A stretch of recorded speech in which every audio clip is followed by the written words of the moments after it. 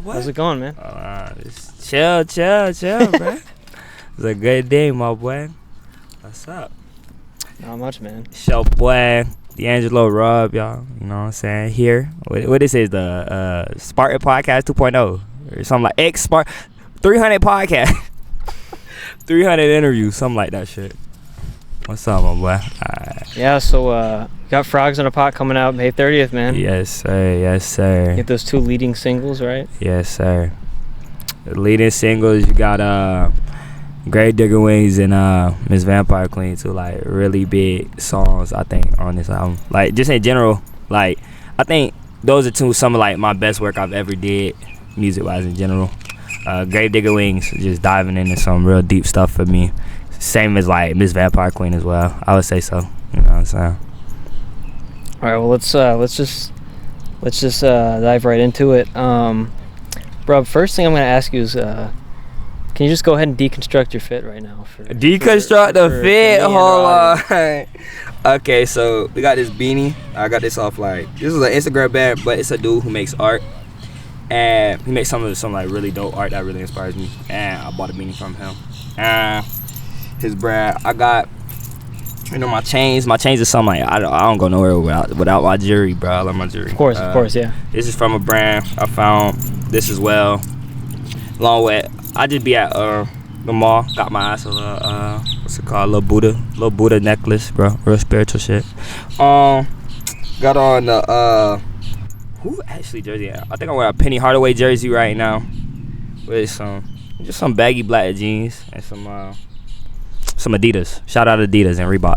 You know, those are like some dope ass brands I love to wear. Not gonna lie. Surprisingly, shoe wise, I love me some Adidas and Reebok, bro.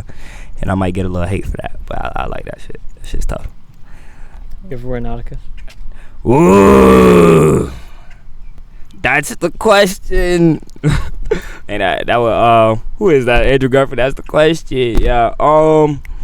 Yes, I have worn Nautica. I think Nautica's like that's like starter, like starter level drip, right? You go to the Marshalls, you go to the TJ Maxx, you go to the Ross. You gotta get you gotta either get Nautica. Here's the real one. Tommy Hilfiger. Tommy used to be coming clutch, bro. Like used to come with intermediate. Huh? Is that beginner intermediate? Yeah. Yeah. Tommy used to like come full Tommy'd out, yo, like Tommy Polo with the freaking shorts, the khaki shorts, and like some freaking Fila's on the shoes, bro, to church, bro. It was a dark time. But that was clean back in the day. Not for sure. Alrighty, so first thing I'm gonna ask you about the album is what's the intended meaning of the phrase "frogs in a pot"? Oh, that's a good question.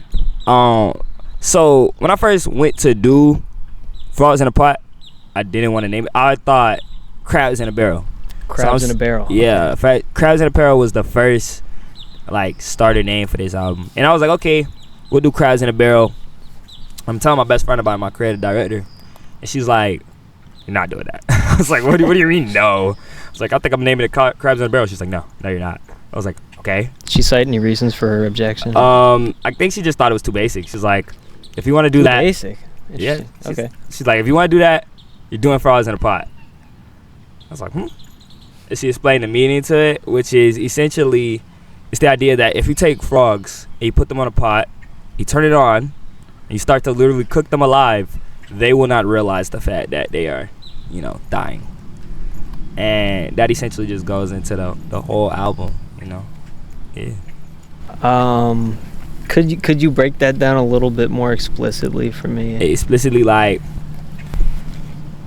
we come from a city, like, my whole life I've been told, like, my city is like almost like a curse. Like, since I was there we go. I was a young boy, I was told, like, hey, young boy, leave. What you do, the right way to do it is you play sports, you get a scholarship, and you leave, and you don't come back. You get the fuck out of here, and you don't come back. And people who stay here, they never leave. That was originally what I was told. Like, this city is like a curse. Like, since I was a itty bitty boy to like now, I've always been told, like, don't stay here. So, like, it really goes into, in the beginning of the story, he me essentially. Like the guy in the story, he's like, he feels like he wants to leave, and he never wants to come back essentially, because he feels like this place is terrible. This place is a curse, all those things. But as he goes on throughout the album, he goes to see like this place is beautiful, and like I shouldn't look other places to, you know, like go and live life there. I should look to like where I already have and where I'm already at and build there, because this is like, at the end of the day, this your home. You know, this is my, for me personally at least. Okay, yeah, thank you. And so kind of like with that idea that the album's told from maybe the point of view of like one person, a narrator, is that the Concrete Cowboy, or who was the Concrete Cowboy? Yes, I am in fact the Concrete Cowboy. Or whoever the listener is, like if you come from like a similar situation, like this doesn't just have to apply here. This can't apply to somebody from anywhere. Even like if you apply it on a greater stance to like America in general, like to America in general, yo, it's like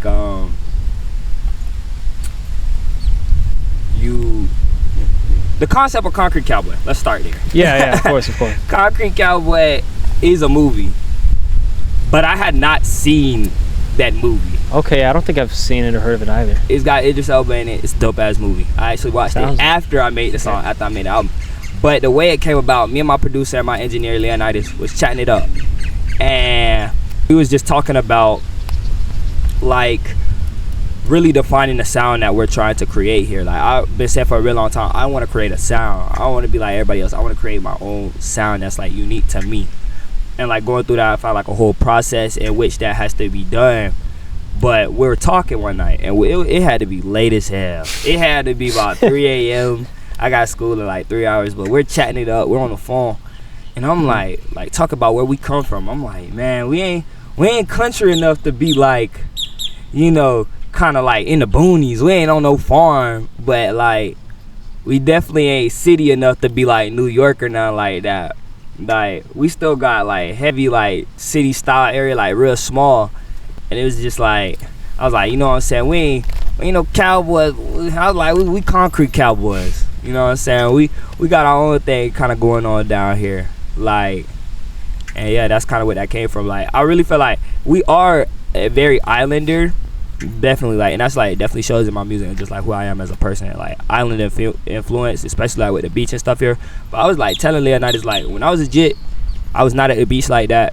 It didn't happen. Like I had obviously the ability to go to the beach at some points throughout my life, but like, and like especially when I was last year of high school, but I was not a beach person. So like that islander really doesn't like define me. Like when I think about it, I think about like them hard laborers like that my granddad was, that my uncle is, you know, think back to that. So I think about them men out there in those sun hats, you know what I'm saying, working all day. You know, I think about the football players that get up out of here, you know, really like working hard out there on that hot behind field. That's what I think about. And when I think about that, it really delves into the laborer aspect, going into like the farmer / cowboy style of that. But at the end of the day, we still got so much street left, so much city. Yeah, you know what I'm saying? At the end of the day, we on the concrete Cowboys, yeah. Mm-hmm. That's excellent to know, man. So, you know, kind of to go along with the theme of, you know, the heat that seems to be, or like the motif that pervades the album, I have to ask if, you know, did you pen the outro song informed by the recent events over at the USF campus? No. Did you write it before then? I wrote that song months ago. Okay. Like, it was crazy because I get a call from Leonidas. Like, we're just chatting it up, and you know, he goes, "Oh, like once again, that's my producer and engineer, artist on the album. Dope ass song he's on." But we're chatting it up because we've been chatting it through this whole process. And he like, "Yeah, bro, you're like a prophet." I was like, "What fucking prophet? What are you talking about? I'm a prophet." He's like, "You see, like, there's a fire downtown. Mind you, I work downtown every single day. While this fire was going on, I was apparently at work. They're like, oh, yeah, it was a fire downtown. Like, the Berg is on fire." It's like, he's like joking with me. He's like, you a prophet, bro. I was like, I guess like that was just like real funny. So no, I was not aware that like that didn't happen till way after I wrote that song. That just happens to happen. So you sort of predicted, yeah, the prophet thing. In a way, yes, I did. Funny. Yeah. So you mentioned your great grandfather. How long has your family been in the area? All right, so boom, little family tree. We gonna break it down real quick. My great granddad,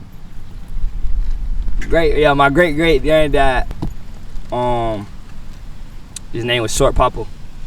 He came from Trinidad. Yeah, Short Papa. He came from Trinidad, and at some point along the line, he met my great grandmother out in they was in Quincy, and then at some point along that time, my great grandmother, who was very influential in my life, my nana, she moved down here. I don't know if she moved with her family. I think she moved on her own. I think it was her and her sister, my aunt, and moved down here. And me and my granddad, my great granddad rather, got married. My granddad had all their kids, and then step a generation down, and then this was in St. Pete, and step a generation down, got my mom's them, and then now me. Like, yeah. So we've been here since. Been here a minute, yeah. Yeah, a minute, like 1960s, if I had to guess, 1960s for sure. Been in the Berg area for a minute, and then my pops them, they from Valdosta, but they came down here like, who knows? Like, I think my granny and my granddad, I think they was the first to really get down here. But yeah, that was from Georgia. Same with on my mom's side, Georgia. So, but on my mom's dad's side, been here a long behind time, man. I'm gonna ask you, like, overall, what does your writing process look like? So you told us about some of the themes or like ideas that inspired you, right? I think about like my biggest thing about that, and like even kind of going in that advice. Everybody got talent, bro. So writing, that seems like that's more of my like strong suit, I would say. Definitely for sure that, and like the melody aspects of it. It's really just about a feeling. That feeling that you get from it, like it really depends. So if I got a feeling, like I think of something in my head, like a song title, I hear a beat, I know that beat. If I make a beat, like if Leonidas or whoever my producer makes a beat for me for that, like that specific sound or name, that is when it's like it's a click. And then the writing process is essentially, how can I make this just not another rap song? How can I make this like, what's the concept behind this? Like, what's gonna be the deeper meaning? What's gonna be the actual like artistry behind it? Because anybody can make a heart behind a rap song, anybody can sing a hook, but what makes that like about you? Like, why should I care about you rapping about? Because anybody can make a heart behind a trap song called Concrete Cowboy. That's a dope behind name. Anybody can make a song about with the name Tower God, any of these names, like any of these little concepts, anybody can do it. But it's about like, how does that relate to me? How is that my own personal experience that makes my music mine, and not just something that can be given away? So would it be safe to say that like the hook game is like your entry point, and then like No, I wouldn't say that. I would say it's all like almost like how people say like, oh, it's like vibrations and feelings and all that. Almost a similar thing. It's like I get a melody, you know what I'm saying? I get that melody. Once I get the melody, I'm like, okay, this is the melody. I like it here, so I know that's gonna be the hook. Maybe I get a couple words. Okay, that'll be in the hook. And okay, this is what the song is about. Like, that's if I already had a concept. And then it's like, okay, now I do the verse. But sometimes, most of the time, because of the melodies, the hook comes first every time. Almost. Yeah, but you feel like it almost always takes something deeper to get you to really flesh out and finish the song? Not for sure. It's gotta have like I said, it's gotta have a concept. You can't just be like, oh, I like this word, or I like this title. So it's kind of, it's nothing surface level really with me. Nothing surface level. That being said, what's the deeper meaning specifically behind the? Let's take like Kelly and Cass, for example. Ooh, okay. Kelly and Cass is definitely like about. It's not. It's crazy to say it's not about females. It's about it seems like it is, but it's really about like the difference between being iconic and just doing what everybody else do. Like, So was it like- kind of like just the hook game versus the versus the how the elements that it takes to really finish a rub song, or no? I'm just trying to rephrase it in the terminology you've introduced. I don't think so. From what I heard, I don't think so. It's like I said, with Kelly and Cass, once again, a concept. Like, I want to write about the difference between like how I've been struggling with doing what everybody else doing versus like doing me. That may not be loved by everybody else, but you know, at the end of the day, I'm still saying it's me. It's two sides of the game that are tempting you, right? Exactly. Yeah. Exactly. That's what I was trying to say. There you go. You got it. Nah. For sure, I was misunderstanding. Yeah, for sure. Two different things. Like the difference between the two, like the battle. You know what I'm saying? Like Kelly. Shoot, Kelly bad as hell. Straight like that. Kelly bad as hell, thick as fuck, all that. But at the end of the day, it's a million Kellys out in the world. It's only one. Anybody Cassie. can make a tough song. Concrete Exactly. Cowboy, it's a dope name. All right. All right. So maybe I'll ask you about like your recording process. Are you like a punching kind of guy, or are you more like a Donna Summer type of guy? Just like whole song, one take. I don't fully one take a song. I wouldn't call it punching in, because usually when people say they punch in, that means like they do a lyric and then they do another lyric. I'm not doing it like that. Nah, it's like the way I do it: verse, hook, verse. It's like that. Now, if I feel something, like I got a song I released, no cap. I wrote that mess in like an hour and a half. One of my favorite songs I've ever written. Wrote it in like an hour and a half. And we only had like 15 minutes left in the studio I was at, and I just got in there and straight one took it, and then I just added some like ad libs and doubled the hook, and I was like, all right, I'm out of here, and I rocked with it. And like for a really long time, I couldn't even do like verse, hook, verse. Like that had to be something that I had to learn how to do, because I used to just literally, I'll be like, if I don't get it in one take, it's not get it done. Like that was not me. Like I was always a completely one take person. Like songs have to be done as almost like a live performance, like for me a lot of times. So Okay. yeah, Because I was saying one take, but that's like mod. Like obviously, a lot of your vocals are like doubled or even like tripled a lot of times, right? exactly. Like Gravedigger Wings. Yeah. But that wasn't. Love that song. Well, yeah, for sure. Gravedigger Ways has a pretty cool story too. That was like, that was Tell me written about it, years yeah. ago. Oh, really? I wrote Gravedigger Wings still in high school, like my sophomore year, and I was My like, God. same with that's the same thing with Bird's Nest. I wrote both of those songs way long ago, and I same beat and everything, and I was like, okay, and I just never did anything with them. But they were songs I loved, and then like once I got like actually like deep in my music bag, I'm like, oh, I'm spending that money, I'm doing all that. I'm like, okay, now it's time I do can these some these justice, songs. yeah. I'm like, I'm gonna do these songs the way they deserve to be done. Cause sometimes like you'll do a song early in your career, you'll do a song when you ain't got the stuff you need, and it's like, dang, this song could have been so heat. But at the time, like I had butt vocals, or at the time I didn't have money to buy the beat, or at the time I didn't have this or that and the third. So when I did those songs, like it was like, okay, I came back to it. So like yeah, two dope songs, two of my favorites on there. Yeah. Yeah. Would you say that like the lyrics to like the chorus to Bird's Nest are like the most central to the album in terms of like the title? What's the difference between a bird's nest? You know, they like they fight versus frogs in a pot. So with the Bird's Nest, it's more like Bird's Nest. So that one's kind of interesting because that one's kind of inspired by. So a lot of that I did change though. Like when I went back and redid these songs, they were extremely changed. They were no longer done anyway like they were before, except for maybe slightly the hook. Bird's Nest had a lot of changes done to it, but the concept was already there. Like the birds in the trap, right?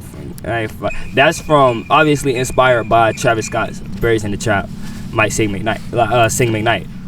Which I love that album, but that album I was like wondered about the name of that album, cause that's a dope ass name. The Birds in the Trap Sing McKnight is dope as shit.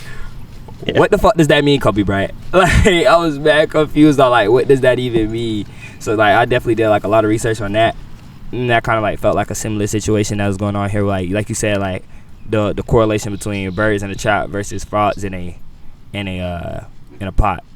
Is very similar. So the bird's nest, the nest, obviously, the bird, yeah, that's like obviously the area we in. That's the nest. But they kind of in like this almost like a caged area. They fight. We do everything. Like the violent things, all that, like distracted in a way. And that's almost like the like what connects them. Like with the frogs in the pot, you're distracted. Like you don't even realize you're killing yourself. With the birds in the nest, they know it. Like they fucking each other up. They know they hurting each other. But at the end of the day, they don't have like the brain to realize like we all family. We shouldn't be doing that. Yeah. Okay, and then when you say like we're all family, do you refer to like most of the people you grew up with in St. Petersburg, or is it like a smaller circle? Or Nah, for sure. Everybody. See, I'm a really odd type of person. It takes a lot for me to have like this thing. I look at like a person like I hate them or any of those sort of things. Like I see at the end of the day, we all found like we all gotta come together, like just like as natives, even the north side, south side, all that gotta come together. Is like at the end of the day, this is where we from.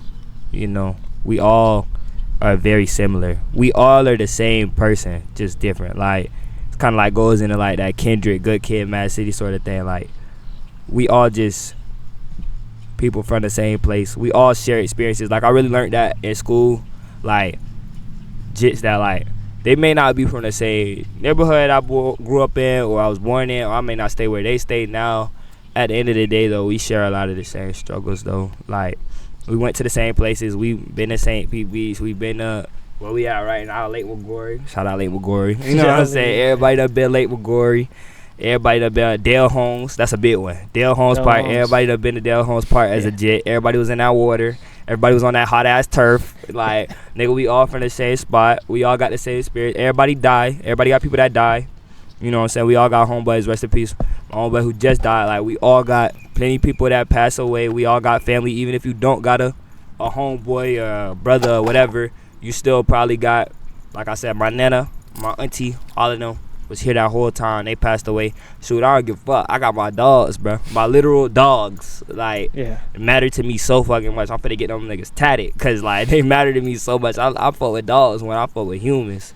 Like, so, everybody done lost something to the city. You know what I'm saying? Even if you ain't even lose a person, like, physically, like, to alcoholism, drugs, all that. Everybody done lost something to this city. Everybody done lost something to this area, even going into the Tampa area. Like, everybody done lost something. We all from the same spot at the end of the day. So, like, anybody could be me. I could be anybody else, like, from here. We all, like, same environment. And that's what you're a product at the end of the day. Yeah, I feel like the north side, south side thing isn't stressed enough these days. At least we don't have different police departments for them now, though. Yeah. It used to be like that. Okay, who's your biggest influence, like musically, on this album? It depends on the song. Because we talked about where, like, some of the lyrical ideas come from, but about to give a crazy one. With the music. Yeah, sorry. About to give a crazy one. Start off, we'll go for Concrete Cowboy. It's a crazy one. Give me Muddy Waters. Nah. A lot of people don't know about Muddy Waters. Muddy Waters is a blues singer. Love Muddy Waters. I was listening to Country Boy a ton by Muddy Waters. Like, if you ain't never heard that song, check out Country Boy. That I'm a country boy, that's why I stay out all night. Gross music recommendations guy. Yeah, real spell. Muddy Waters, heavily on that Concrete Cowboy, as well as obviously like Trav with the holy, like the super melodic. Like I do melodic and everything. So just like not even we ain't even gonna just say on the album, like I'll put it up to like Trav, like creating a sound that I'm attempting to create. Like obviously nothing is new in this world. Cool. But definitely I say like this sound that we created definitely like and worked on definitely belongs to us. And you can't take it away from me at the end of the day. But influences to the style, you got Muddy Waters, any sort of like old blues. You got going into that not Louisiana but Memphis. Going into that Memphis sound. Oh my God, I can't think of his name, but look into the father Memphis horrorcore. He was a real big one. think Griffin. I can't think of his first name, man. But if you know, you know. Heavily listened to a ton of him, some of his old mixtapes during that. Like I said, Trav, Don Toliver.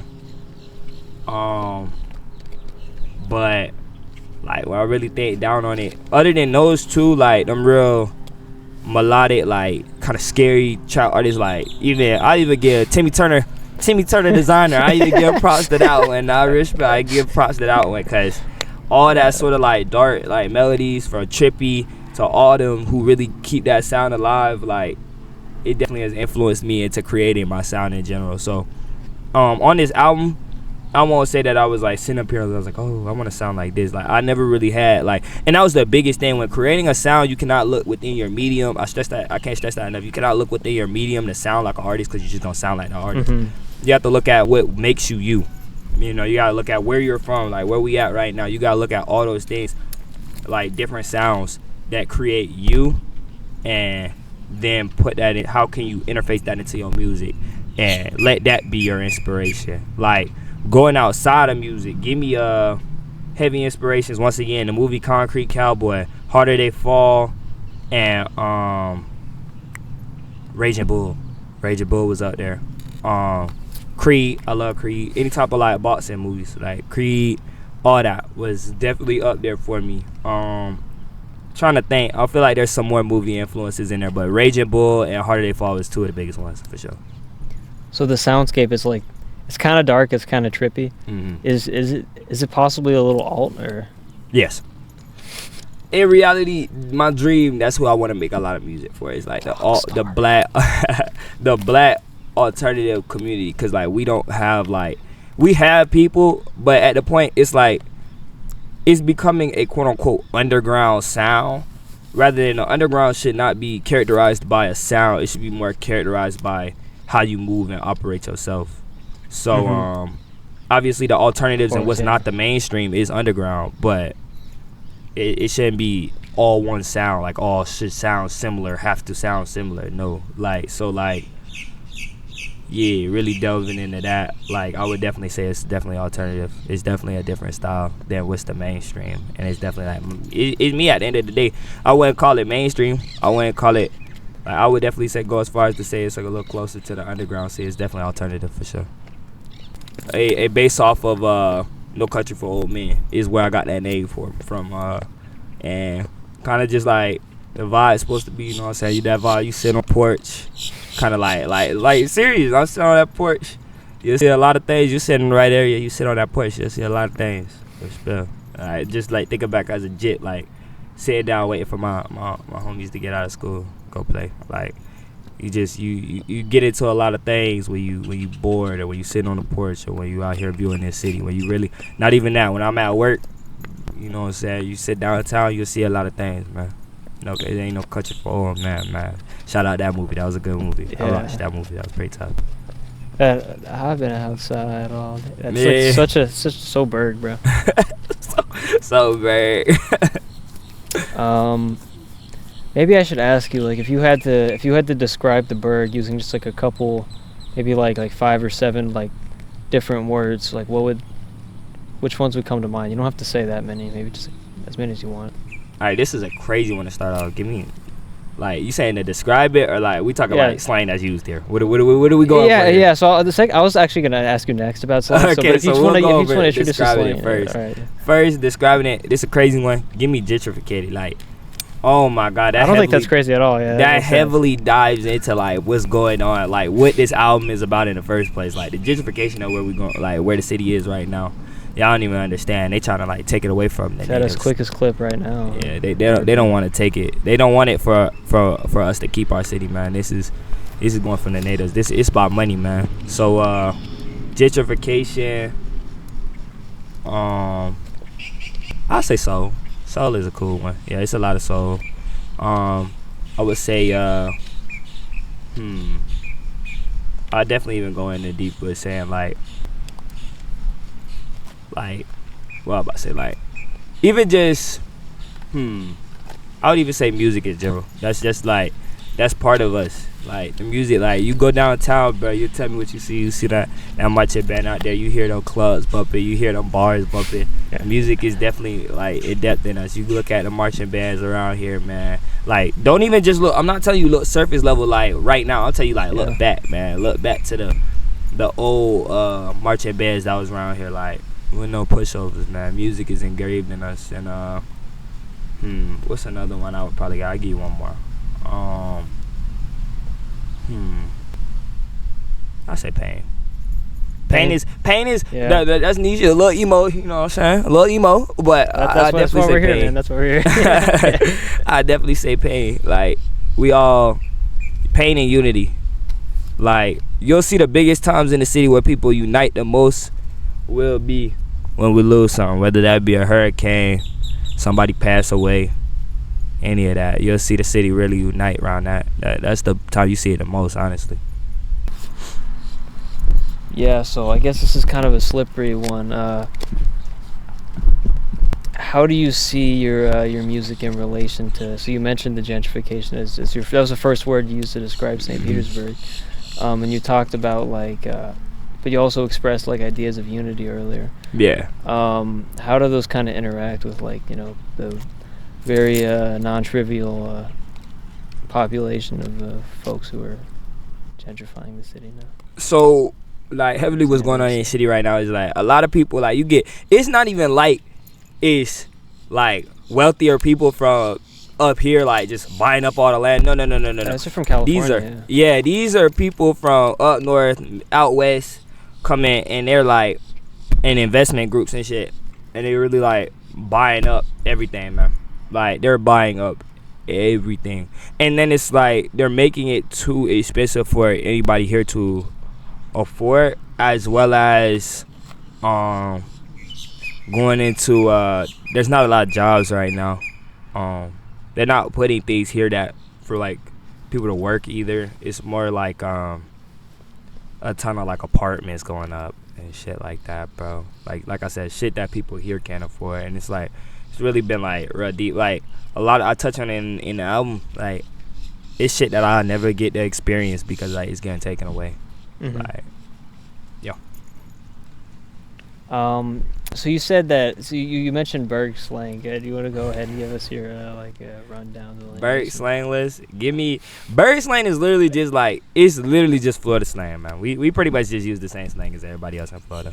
But like I said, like we missing some ones like whoa is not a real one used here. Neither is like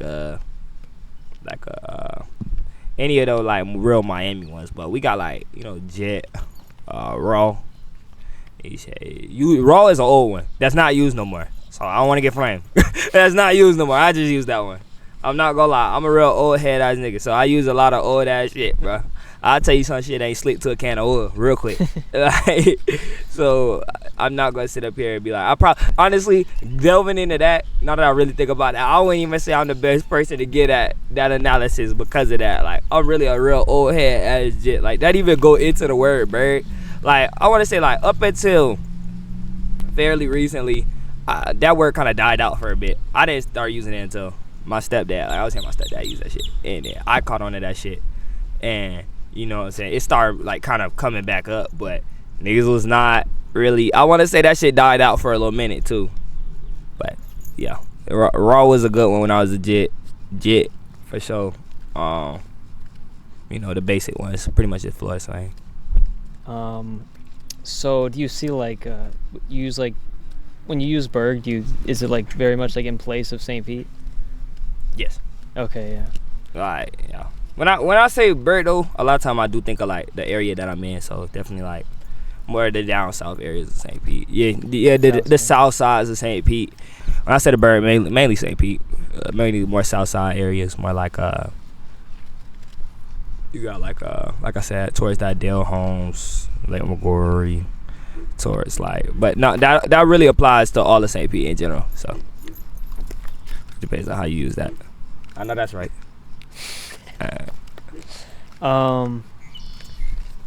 So maybe another thing I'll ask you with this kind of like idea maybe of like people being pushed out of St. Petersburg and like and death and extinction maybe. You used the term "armed and dangerous" in one of your songs, and that specific lyric has a legacy of or a history of I guess undesirable outcomes with those who use it. Did you do that intentionally? Did you know what you were getting into? I wrote "Armed and Dangerous" because of the backstory. Like I remember when we first finding out that pretty much any rapper that's got a song called "Armed and Dangerous" is dead. I was like, I'm finna do that shit too. Nah, but I was like, I played with the idea when I first like wrote that, and I was like, I just was coming up with like, I was like, I wanted to use the term and have a song, my own "Armed and Dangerous" song, because I don't look at it as like everybody that's got it when he's dead. I look at everybody that's got one as a legend. Like it's really the two sides you can really look at. I look at everybody that got one as a legend. So I was like, man, I really wanted to use that term, and then I was just playing around with it. And one day I was like, "Virgin, "Armed and Dangerous," yeah, gra. And I was like, fuck with that. And eventually it made its way into which I don't even remember what the original name of that song was, but Bird's Nest in the end. Okay, and then along those lines, do you have any other suggestions, maybe more specific or more general for like your audience about how to best enjoy your album Frogs in a Pot? It's releasing May 30th, guys. I would say listen to it through headphones for sure. Get the full vibe. For the headphones. Turn the lights off. Go in your bathtub. Yes, not your room. Go in your fucking bathroom. Turn the lights off. Run you a bath. Get deep under the fucking water, just enough so the headphones don't get in there, and listen to that bitch and fucking bust. I promise you. Y'all don't know about the muff. It's gonna be coming out of your fucking ears. You know what I'm saying? So yeah, that's how you should listen to that. Yeah. Okay. Well, that was a pleasure, and then we'll get going to your live performance of freestyle, I guess, man. Alright, for sure. Fire and there's people in it. The burger's on fire and there's people in it. I said the burger's on fire and there's people in it. I said the burger's on fire and there's